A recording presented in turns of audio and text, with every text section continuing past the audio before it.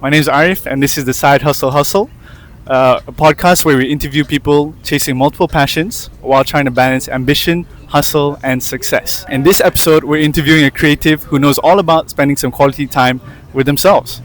Ladies and gentlemen, welcome Bree. I'm Bree, and this is episode 27 of my weekly solo date. Today we are going to KL to hunt down Jalan Negara Kita. This is week 23 and I'm attending a Tatris workshop hosted by this Palestinian woman named Jude. So Bree, thank you so much for joining me today. Thank you for having me. I guess let's start with the most basic question. What do you do? So I do multiple things. I am a yoga teacher. I am writing my first book. I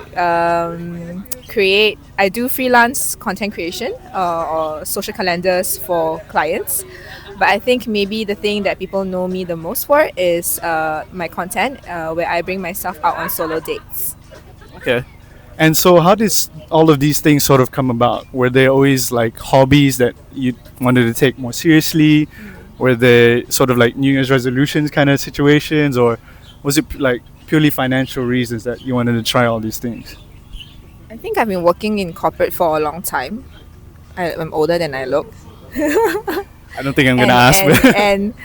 And I think I wanted to take a year where I just worked on projects that I liked to see if I can move out of corporate, or maybe just for 1 year that's good enough. And maybe I realized while I'm doing something else that corporate is my true love. So for this whole year, I wanted to do just projects that I have been interested in. So actually that whole still freelancing for clients is just to help me pay my bills.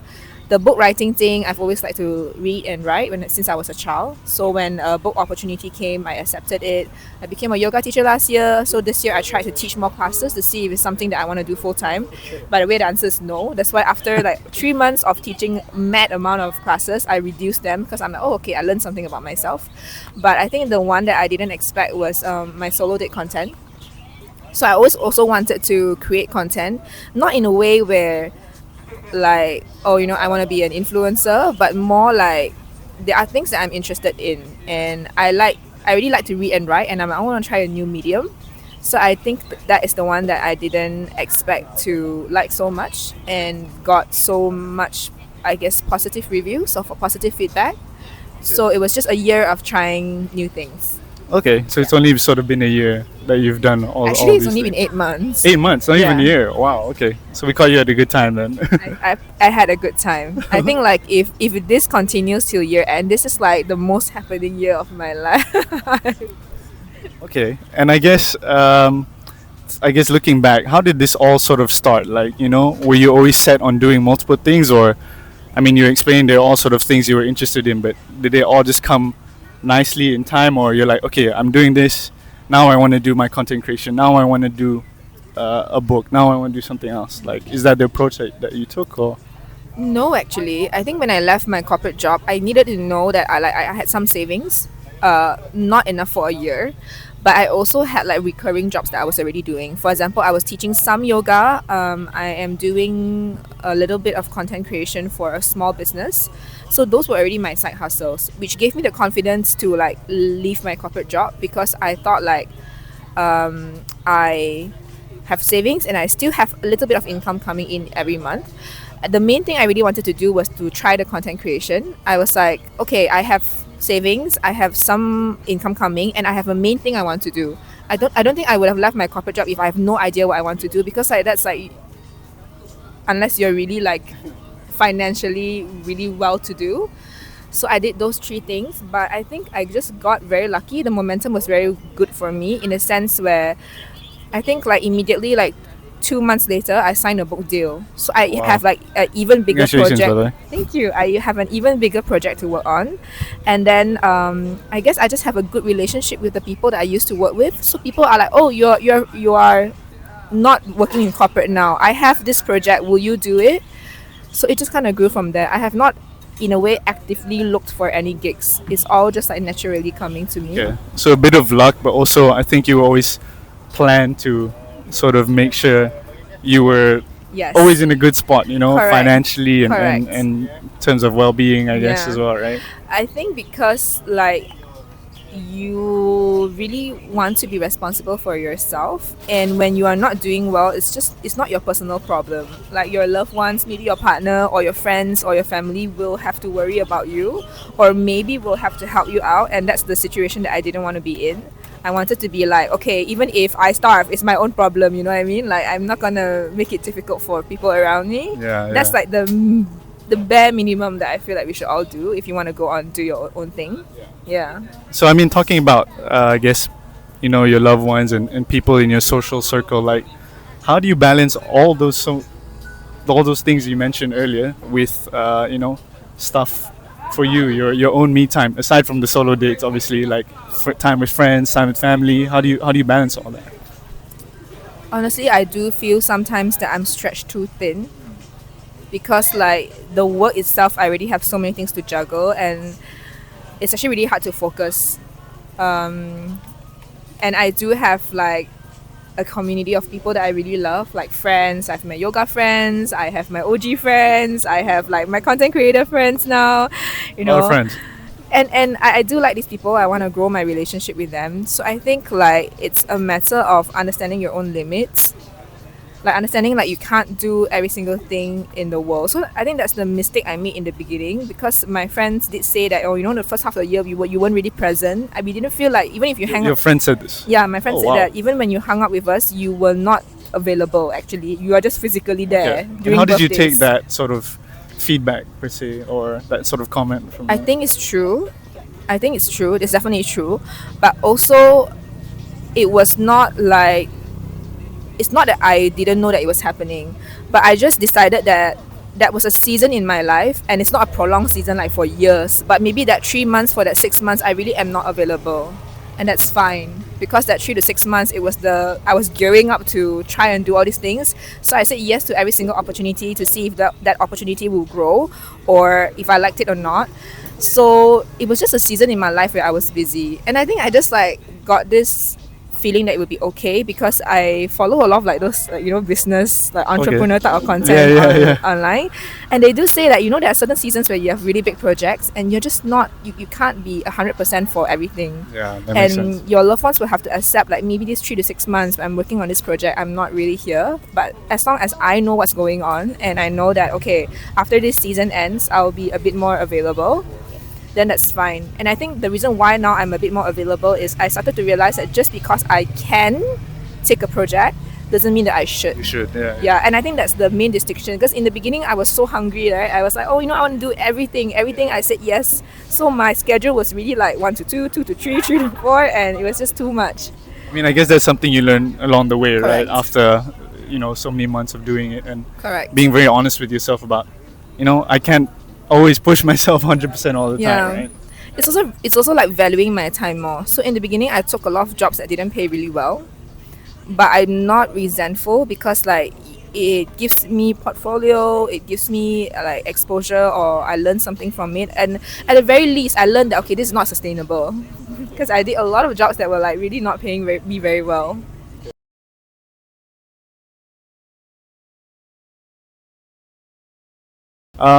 So let's think about, I guess, more on a positive note. What are some of the proudest achievements that you've had so far throughout your, journey of content creation and all these other things as well? To be very honest, I'm not making a lot of money from content creation yet. I feel like it's something that you need to build for a long time. I mean, if you think about like how your uni degree is 4 years, 8 months is just basically you just finished That's a good semester analogy. 1 and you just had your sem break. Like you're not even your sophomore year, and I think asking yourself to really make a lot of money in the beginning is not the right type of questions, because you are growing your skills and you're growing like knowledge on how this whole thing works. The cliche answer would be like, oh, I really grow as a person, I made new friends, and I think all those things are true. But I think like the really surprising thing for me, the really big win, is how empowering it is. Okay. So like once you have done something like this before, I feel that no matter what happens to me, I will never not be able to find a job. I will never not be able to feed myself, because I did this I've been running around doing this for 8 months with like no guarantee anyway. So I just had this profound realization the other day where I have all these different jobs that give me like little incomes, right? I feel like, okay, if this yoga studio doesn't want to continue with me, I'm so confident I can find another studio to replace. Like if this client doesn't, the contract ends, like I'm so confident that I can pitch the same type of job to another agency. Like if these small businesses I work with doesn't work anymore, I'm so confident that I can find another thing to replace. So I feel like it's the feeling of you are able to figure it out on your own. Like you are motivated and like, you know, assertive be enough okay. to take actions. Yeah, I and look feel after like yourself. that, look after yourself. I feel like that's such like an important way to feel like you have high agency in your life. Yeah, that's really cool. I didn't expect that type of answer, but Yeah. it's very, very nice to hear. Yeah, I mean, like how many people get to say like I am not control of my life, you know, as in like not in a sense where I can control what is happening, but in a sense that no matter what happened, I know how to respond to it in a way that makes myself proud. Yeah. Oh, that's awesome. Congratulations.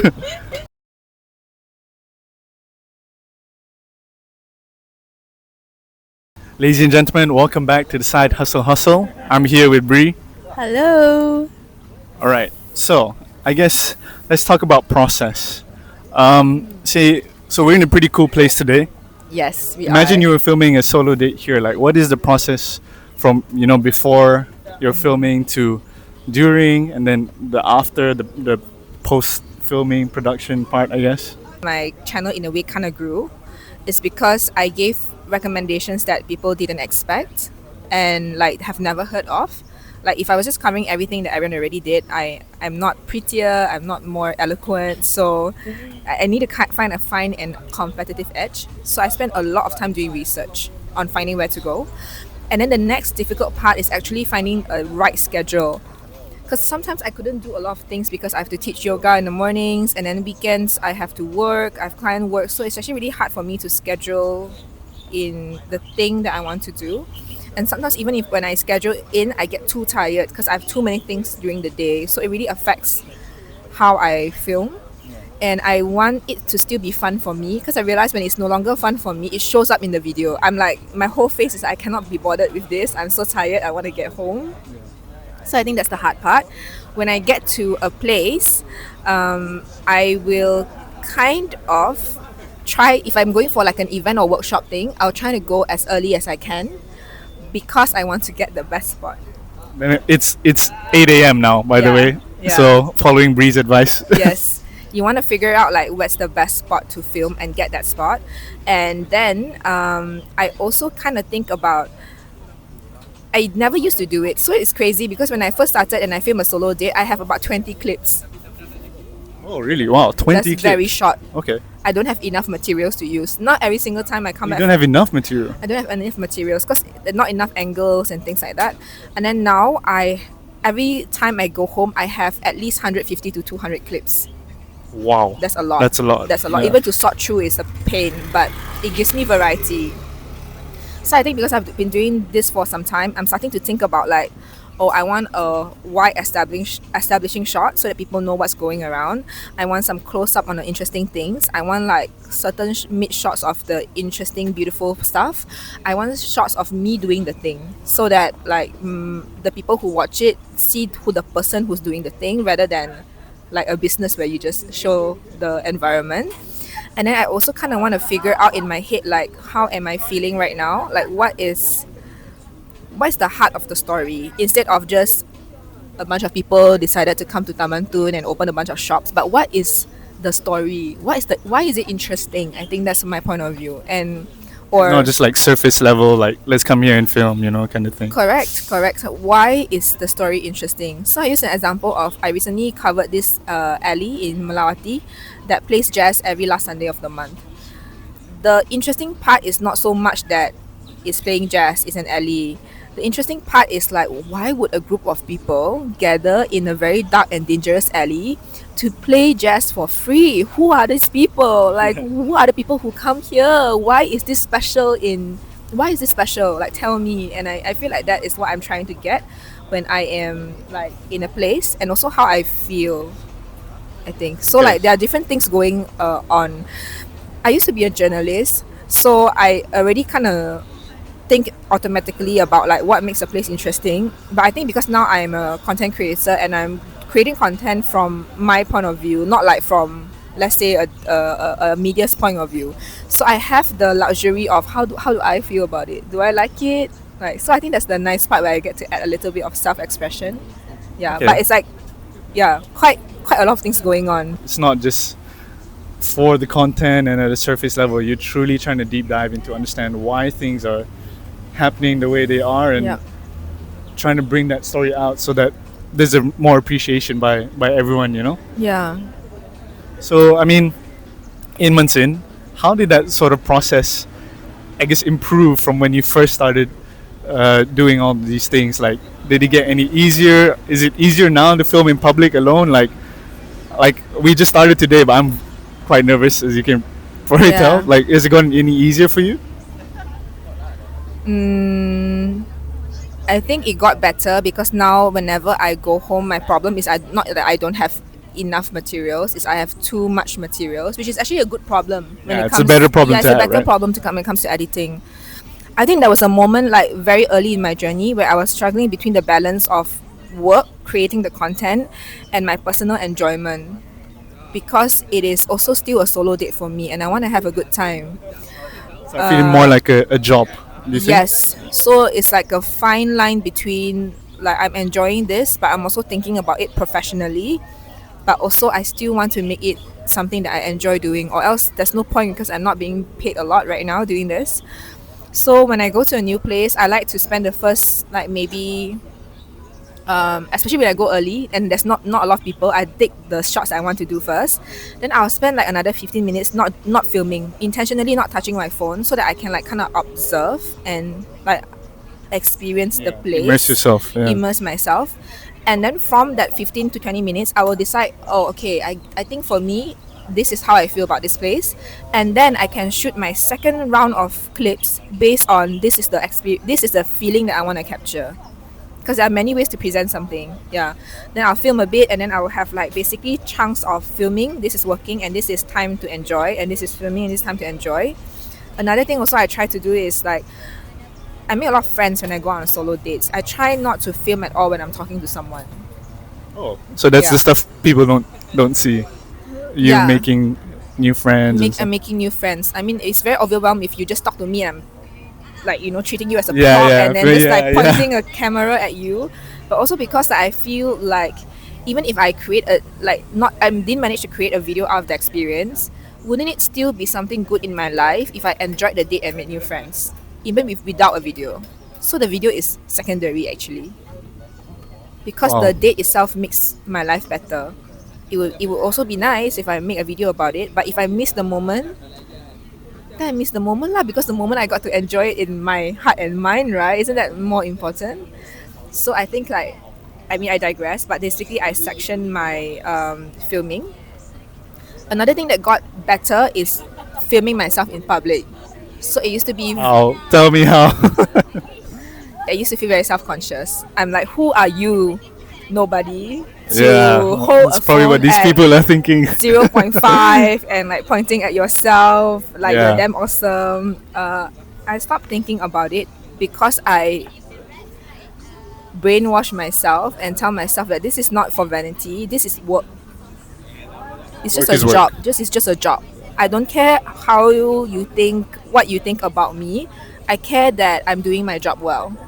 Even if you think I'm cringe, but I'm doing good job, so like I focus Help. on the Help. work and not on like, Taking notes, mental notes. yeah, you just have to treat it like a A job. job is a job. A job is you a just job. have to get it done. It's an honest job. Like I wouldn't feel shy if I was washing dishes, so I wouldn't feel shy if I'm filming content. If it's work, I think I'd rather be washing dishes now. what Okay. else is easier? I think everything else is just experience. I'm editing faster, learning Yeah. like, oh, Experience this kind helps, I of guess. hook works better. Having the video start in a moving kind of scene gets more attention. All this is just like learn on the go. Okay, that's I think cool. I mentioned to you I like to keep like my most horrible like first video still yeah, on yeah. my IG. Yeah. So anyone, if you scroll at the bottom of my IG, you get to see all the ugly videos that I used to make like a year ago. I want to keep them there. So if you ever feel like, oh my god, I'm so cringe, you can go and watch my video. I was very cringe. And that's okay. And that's okay. We do it ugly and we do it scared. This is what this is. This is what this is. First episode, yes. very ugly, very scared. Yes, it's okay. It's only upward trajectory from there. And I guess, so talking about the future, what are your plans, or what are exciting things that you have coming up? So definitely my book is one thing that is I'm working on, coming out next year. I can't say the topic publicly, Noted. but there's a book, and I want to create my own product. So I actually have brought it today. I Great. launched a meal subscription. So it's imagine like you get like a monthly subscription of something, but this is like snail mail lah, basically mailed to your home address every month. It's what do you call it? Slow It's called meal? Spice Rice. Spice rice. Okay. Because And this I'm is Breeeyani. so this is like what do you call a slow mail? Yeah, a slow mail subscription. Why is it called slow mail? Just curious. Like. Because it's not email. Oh. It's very slow. It takes a long while to travel to But you. can you use post laju, because post laju It's fast. is fast? It's still slower. Okay, that was than the joke for the email. day. And okay, cool. So it's a slow mail. Yes. And like, so what goes into this, and like, you know, why do you wanted to start this? It was such an accident because like one day I was like cleaning my inbox, and I have a lot of creators that I like, and because I like them I subscribe to their email newsletter because I want to be close to them. But I'm always very disappointed when they spam me every day with sales email, buy my course, and then it is like I have like 3,000 emails in my inbox and I'm clearing, and They I'm gotta getting, eat too. They gotta eat. I know, but I'm just like, this is I did not sign up for this. There's a Yeah, difference understand. between like sending me a nice deck that you prepare and then you hook me in, but later on you spam me the way you do. Kind of lost its purpose, It's I lost guess. its purpose. No one welcomes that. Tell me one person who enjoys this kind of email. Nobody. Shout out bosses. Shout out bosses. Nobody. So I just made a random like rant on my Instagram. I was like, you know what? If I want to do because I have a following now, and every one of my marketing friends are like, oh, you should start doing email already. But I'm like, for what purpose? For what first? And no one could really answer me. So I'm like, no, I'm not going to do something like without a real intention. So I just did a random rant and I said like, oh, if I want to do an email newsletter, it will be physical and only once a month. Because you don't need to hear from me so often. Once a month is cukup, right? I don't even see some of my friends once a month. And then to my surprise, I was like, okay, if 3 people are interested, I would make it happen. Got more than 100 orders. More than 100 orders. Yeah, and then you the thought 3 people would be. There's 3 people here, by the way. Wow, well done. Congratulations. It's like I sent everyone an email and said, okay, if you're interested, here's my Touch and Go account. And then I woke up, I was like, oh my god, there's real money sitting in my Touch and Go. I said, no, Slow mail works. now I have to make the thing because people gave me the money. I can't back out from it anymore. I mean, it's again another good problem to have. Yeah, Right? but I actually really like it because like I really like writing, and I feel like sometimes for the social media content, it's only 1 minute. I can't do much, and I make the social media content in with like the masses in mind, like what is something that most people would enjoy. But when it comes to my mail, because it's like such a small community, I get to be as nerdy as I want. I get to be as geeky. Let me Full Bree. Yeah, full Bree. Let me obsess over like mixtapes and like, you know, NASA and like songs. And so the first issue is basically a mixtape. Okay. It's inspired by, did you know that humans send a mixtape to, you know, universe? What? Like, you know, NASA, Yeah. they have like 2 Voyager shuttles. They are now outside of Milky Yeah. Way. Uh-huh. They put a mixtape inside the Oh, shuttle. an actual mixtape. Oh, An okay. actual mixtape. So they feel like if any extraterrestrial life captured the shuttle, they would hear the mixtape and understand human life. Whoa, That's really? the backstory of this mixtape. Mixtape So, with like music on it. yes, you could Yo, play I wonder the what tape. songs are on that. There's actually I provided the whole song list if you want to listen. Oh, So I created a zine to tell that story, which is inside this cassette case. And then I created, if I, Bree, could send a mixtape to the universe, what songs would I include? So this is my version awesome. of what I Awesome. would send, and then I have like a little J card here. So this is issue 1, and I'm thinking like for every issue, the medium is different. It's not gonna be music. Oh, not always a mixtape. Yeah. Okay. So it's not always a mixtape. Like every issue is different, and I get to be like full geek mode and like do all the things I want to do because I got like so many interests. And I was like, oh my god, every issue is different. But yes, Okay. hopefully this is some. I mean, people seem to enjoy it, so it allows me to Very be creative. exciting. Yeah. And I love that, you know, it's another platform for you to fully express yourself and Yes. let other people get a bit closer to you. Yes. And yeah, have some fun with it. I And guess. only for the people who want to go there, right? The I mean, it's hard to be so nerdy on Instagram, I think, if you're still looking Yeah, for yeah. like mass appeal. So I guess in some ways I'm quite like strategic about it. Like I'm thinking about like what works for different platforms. All right, so I guess thank you so much, Bree, for joining us For today. having me and let me talk about the things that I like. I mean, we do want to hear, so thank you for giving insights and behind the scenes look on everything that you do. Those watching, if you guys are, you know, interested and enjoy what you saw today, please give Bree a follow somewhere here or here. I don't know. It'll be somewhere We'll figure here. it out. Yeah, I'll figure it out. She's doing some great stuff, as you know. So, yeah, give her a big follow. And if you enjoyed the stuff that we did today, please give this page a follow. And yeah, join us for the next part of this episode. Bree, before we sign off, any tips for someone who would want to pursue their own side hustle or do something similar to the things you do? So 2 things. The first thing is to be curious and embrace a sense of play. And the second thing is to do it ugly and do it scared. Okay, very good advice. 2 things I can definitely do: playful and ugly. Welcome back to the Side Hustle Hustle. Following our interview with Bree, we are now going on our own solo date to the Borneo Cultures Museum. So first, of course, we got to buy our own tickets. Pay attention because our special rates depending on your age group. And also, it's even cheaper if you're Sarawakian. Don't hate on your boy. I don't make the rules. First, we're headed to the Children's Gallery on level 2.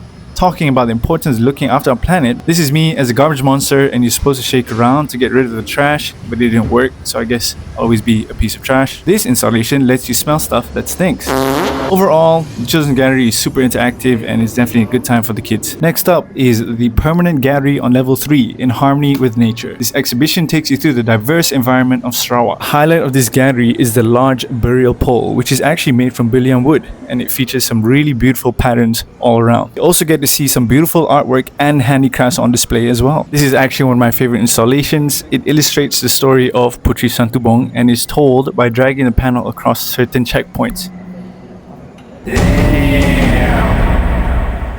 Moving on, we can step into a baruk, a ceremonial house used by the Bidayo. And also check out tall replica burial poles that actually belong to a family from Long Sagaham. Next, we're off to level 4 for the Time Changes Gallery. The early part of the gallery focuses on archaeological works and artifacts discovered in caves, with most of the ones on display actually coming from Nia Cave. One of my highlights, of course, was this super cool cave structure with interactive cave paintings. Check this out. Moving further forward through history, the gallery then brings you to the beginning of the rule of the Brooke family in Sarawak that lasted for up to 100 years. Next zone tells the story of Sarawak's struggles during the Second World War, and finally stories of those involved in Sarawak's crucial role in the formation of Malaysia in 1963. Entering the final gallery on level 5 called Objects of Desire. The first zone is a colorful display of popular trade items such as beads and ceramics. Zone 2 is an impressive gallery showing appreciation for Sarawak basketry and weaving craftsmanship. My personal favorites are towards the end of the zone, paying tribute to the process of making songkets and keringkam. Before y'all leave, of course you gotta stop by the museum shop for all your local Sarawakian goods. They literally have everything. Basketry, textiles, postcards with bears on them. What else could you want? Thanks for joining me on this episode. See you guys in the next one.